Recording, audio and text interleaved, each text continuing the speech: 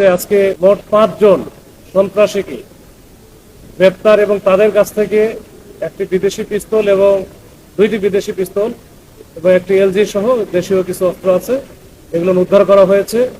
এর মধ্যে উল্লেখযোগ্য হলো যে রাউজান এলাকার এবং তথা চট্টগ্রাম অঞ্চলের অন্যতম শীর্ষ সন্ত্রাসী রায়হানির কিলিং স্কোয়াডের যে প্রধান দিদার এবং তার সাথে আরেকজন কিলিং স্কোয়াডের সদস্য আফসার, এই 2 জনকে কিন্তু আমরা গতকালকে গ্রেপ্তার করেছি।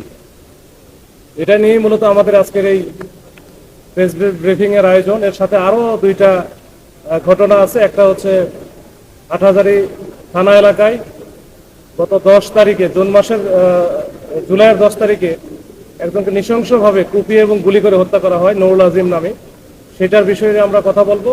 আর সর্বশেষ জোরারগঞ্জের একটা ঘটনা আছে, যেখানে একজনকে হত্যার উদ্দেশ্যে গুরুতরভাবে কুপিয়ে জখম করা হয় এবং সেখান থেকে আমরা একটি পিস্তল উদ্ধার করি।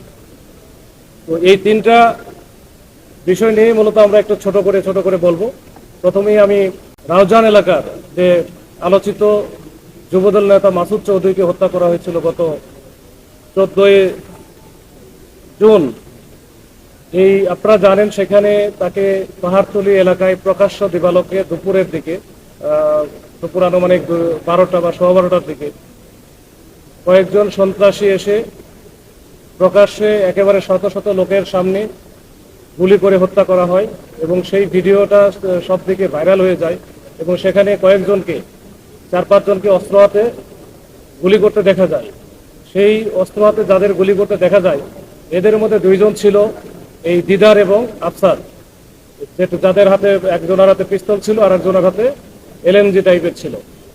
তো এই 2 জনকে কিন্তু আমরা আজকে গ্রেপ্তার করেছি। এই দিদারের নামে মামলা আছে, প্রায় 13টার মতো মামলা আছে।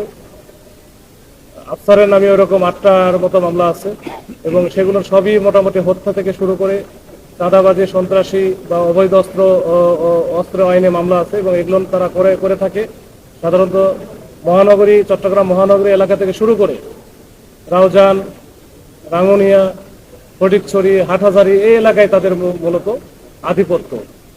তো এই 2 জনকে আমরা গতকালকেই সীতাকুণ্ড এলাকার যে শীতলপুর নামে জায়গা আছে, ওইখানে আমরা চেকপোস্ট বসিয়ে এই 2 জনকে গ্রেপ্তার করেছি।